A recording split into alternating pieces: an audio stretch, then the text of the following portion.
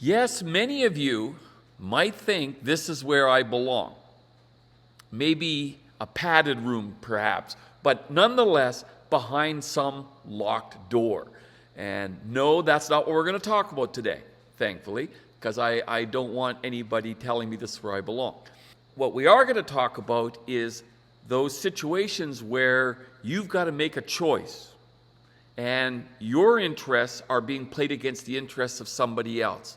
And in that case, it becomes what's known as the prisoner's dilemma. This was actually developed in the Rand Corp in the 1950s by some mathematicians working there, basically to help people better understand the decision-making processes that might occur during the Cold War. How does that affect astronomy? Well, let's find out. GERA Foundation presents this series called Navigating Research.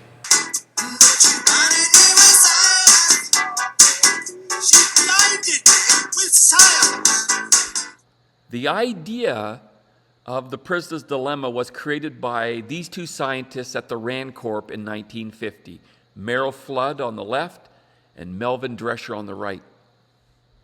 Here's a simple economics version of the prisoner's dilemma. Let's try this one. I'm a seller of diamonds, and I have a person wanting to buy diamonds, a buyer. If we both choose to cooperate, in other words, we exchange briefcases, mine with diamonds, theirs with money, and we make the exchange, we both go away happy. We got what we wanted, the basics, right? Now, I could choose to cheat. Why they use the word defector, I have no idea. I could decide that, well, you know, I want it all. I want it all. And I choose to hand over an empty briefcase while the buyer gives me the money for that empty briefcase. And that's really what the case is. So, and in this particular instance, if I'm playing this game only once, if I only had a set of diamonds I was never going to sell again, and I might, for some crazy reason, decide that I might want to try to screw this buyer over. Now, if I'm playing this game often, like I'm selling diamonds all the time, that's a big no-no. You've lost all credibility. And that is the whole point of game theory. When you're playing it only once, you play the game very differently if you're playing it many, many times. Okay? Especially with the same people. Because it's a game of trust, isn't it? That's what we're basically talking about here. Do I trust the other person to cooperate with me? So that's the basic economic models. As I said, it's really behavioral science. What is the person going to do? How well do I know the buyer? Do I trust them? I remember trying to sell my car, and I got into a very awkward situation with a buyer who literally had a briefcase of money like this. This is years ago when I was leaving South Africa, and I said, okay, fine, let's do it. And because I didn't mind taking cash, what the hell did I care? But the simple problem was that the whole deal was actually a diamond scam in the end. It became very crazy, and I had myself in a very bad situation where people were pointing guns at me, threatening to do all sorts of bad things. Luckily, I was able to pay a little bit of cash over, and I was able to extricate myself from the situation. So in that particular case, I'm the seller of a car, and the buyer was actually a crook. So that was bad. But I didn't do it second time. The most extreme example of the prisoner's dilemma that I could think of was 9/11. The heroes that basically took down UA Flight 93 before it could crash into the Capitol building in Washington, D.C. When they first got on the plane, it would have been a totally different prisoner's dilemma. Once they knew they were being taken hostage, the prisoner's dilemma would have been different from this. They would have thought, okay, they're taking us hostage, they're taking us somewhere, they're going to negotiate, stay calm, do nothing, and they would have probably all did that. But as information started coming into the plane about the Twin Towers being struck, because they would have heard it, obviously, people were calling markedly, where it's something like this: you do nothing, we're going to die, no matter what. You take some action. Maybe we can get control of the plane and save lives, or at the very least, we save people's lives on the ground. And when Todd Beamer shouted, "Let's roll," and Mark and him and a bunch of others drove that cart towards the cockpit. They saved lives on the ground and became heroes. There was a soft-spoken, calm gentleman on the other end. He told me that there's 3 people that have taken over the flight. At that point, I asked him his name. He told me Todd Beamer, and I knew that he knew at that time that it wasn't much left for him to do. They're all heroes in my eyes. I feel that Todd played a great role in that because when he told the guys, "Are you ready?" I assumed that they were waiting on his cue.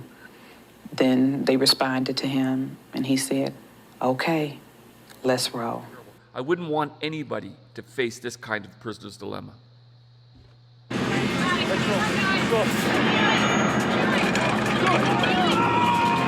wondering, where the hell would I use prisoner's dilemmas in astronomy? Well, let me give you a simple example.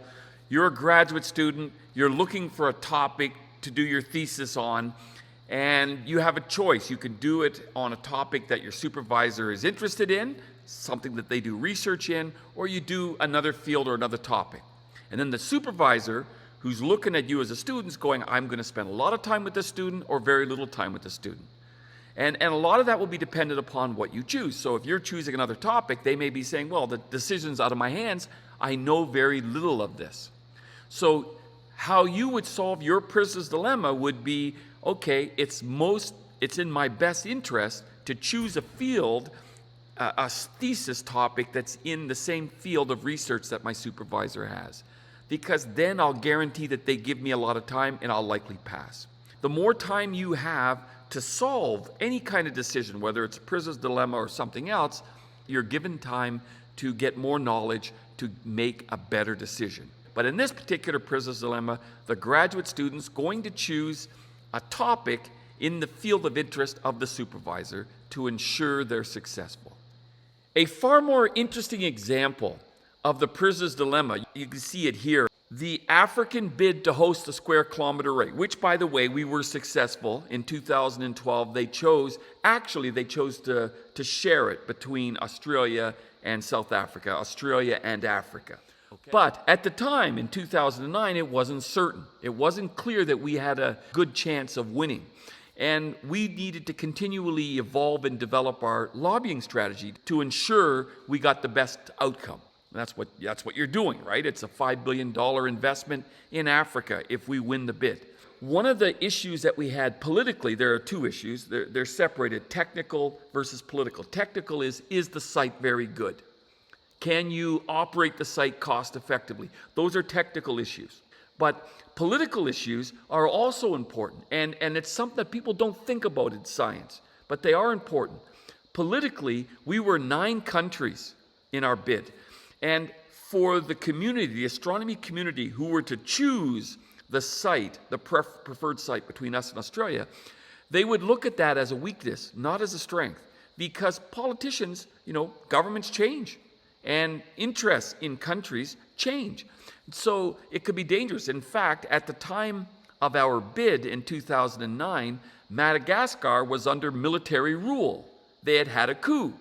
So you can imagine, politically, that is horrible. It's horrible. So one of the issues that we faced politically was to present to the world a united front, a united African bid. And basically, that was first solved when all the ministers got together and signed and agreed. And of course, then the military coup occurred. That became a problem, but that got solved eventually too. But before all of that got done, or after all that got done, we still had the problem of our African partners actually helping us. Because it's one thing to say, yes, we're all in agreement, we're going to do this. The other thing is actively assisting us lobby the selectors. And think about it. If you have 9 countries lobbying, you got 9 embassies putting pressure on countries that are investing their money into their scientists in their country, as opposed to Australia with just themselves and New Zealand. So politically speaking, it was very powerful for us to have the 9 countries doing all the lobbying for us. When I was looking at that problem, I came up with this prisoner's dilemma, and I actually put actual numbers to this. I actually calculated the numbers, but I'll keep it simple here. And effectively, the prisoner's dilemma for the African partner countries always told them to do nothing. They either contributed, made an effort in lobbying, or they did nothing. And they chose to do nothing because they didn't lose anything. If you do nothing, you lose nothing. If we win the bid, they win everything. If they lose the bid, they lose nothing. And so when I presented this to my boss, he asked me, he says, well, what do we do? And I said, well, we got to change the equation. He goes, well, how do we do that? I says, we got to give them something. We got to give them something that is valuable so that whether we win or lose, they saw the net worth of their efforts. Remember, these countries had ministries that were many times smaller than the South African Science Ministry. And they had to worry about the same problems we had. Energy security, food security, water security. The AIDS pandemic was rife back then. So there were lots of issues far more important than astronomy. For them to put people, bodies on this full time, that was an enormous cost to them. And that's part of my calculations that I did to figure out why they weren't doing more in the lobbying aspect. We came up with a really unique solution, and that was build a telescope in each partner country. With that idea, the African VLBI network concept was born. Literally was born out of a lobbying strategy. Now, guys like Mike Gaylord made it better because at the time we were proposing 10-meter class telescopes. Mike Gaylord went out and he eventually found that there was lots of these big telecoms, 30-meter telecoms dishes no longer used because the fiber optic cable came down the coast. You didn't have to use that anymore, too expensive. But for us astronomers, this is great. 30 meters is better than 10. Mikey made it better, right? So the astronomers certainly contributed to this idea. But when the idea was first posed, our friends at the SKA office in South Africa were not keen. And they weren't keen for a very good reason, because it costs money to build 8 telescopes. And that would have meant 8 less telescopes in Meerkat. And they didn't want a 56-element Meerkat. They wanted a 64-element telescope. And I understand that. And of course, that was a problem. So then I said, well, one of the solutions will be is we just got to build one.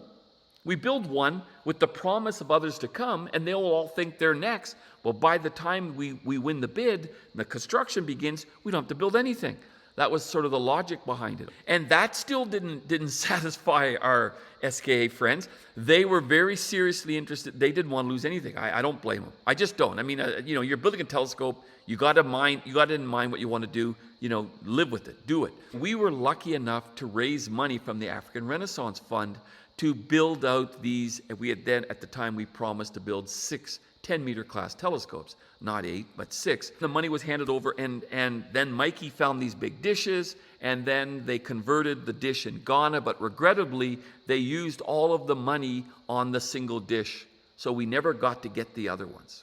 So we literally, through Prisoner's Dilemma, the solution that we had to change it to a new Prisoner's Dilemma.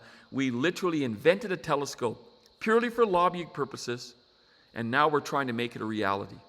So that's kind of cool. That's kind of cool. Prisoner's dilemmas are worth something, right? So really, it's something worth thinking about. Now, as GERAF, as a member of GERAF, our goal in GERAF is to develop radio astronomy facilities across Africa and other parts of the world, and we would be very keen to help build out these research facilities. We've already installed a small teaching and training radio astronomy telescope in Nigeria. Nigerian students are already up and training on this telescope in Nsukka. We plan to do more, but ultimately we want to build proper research facilities that can really make the AVN a reality, and in the longer term, across the earth. I think it's a goal that you guys can jump on and help us, and I look forward to working with anybody who's interested in doing that, because the AVN to me can do some really cool science, and I'm really keen to be a part of that, and I hope you are too. Prisoner's dilemmas are cool. The idea of the AVN was born in June of 2009. I read the minutes of the first African Working Group meeting in which it asked for a single dish to be built in each partner country. And I immediately envisioned a network that could be used for VLBI. So I went out to Hartrail to talk with the experts, the director, Mike Gaylord, the head of VLBI, Jonathan Quick, and the head of Geodesy, Ludwig Kombrink. And all four of us agreed, yes, this could do reasonable science.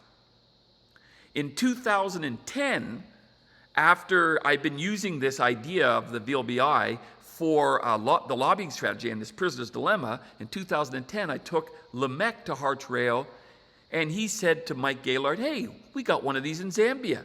And Mike clicked in, hey, I think I've seen a stamp commemorating the construction of a 30-meter class dish in Zambia for telecoms. And that's when he found all the others. And then the project became really exciting because instead of small dishes, now we had big dishes we could convert, and we raised the money, and that's when the SK jumped on board and they started doing the actual work. That is the true genesis of the AVN. Your foundation will produce more videos like this. Please like, share, or subscribe if you enjoyed this video.